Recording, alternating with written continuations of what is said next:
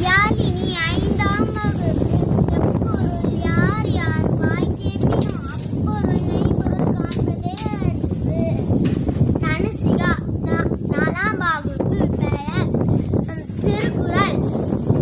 செல்வத்தில் செல்வம், செவி செல்வம், அச்செல்வம், செல்வத்தில் எல்லாம் தலை. ஐந்தாம் வகுப்பு. தனுஸ்ரீ. திருக்குறள். அகர முதல எழுத்தெல்லாம் ஆதி பகவன் முதற்றே உலகு. துர்காஸ்ரீ. நான்காம் வகுப்பு. திருக்குறள். கற்க கசடர கற்பவை கற்றபின் நிற்க அதற்கு தக. ஐந்தாம் வகுப்பு. வழக்குமார். திருக்குறள். கேடில் விழுச்செல்வம், கல்வி ஒருவருக்கே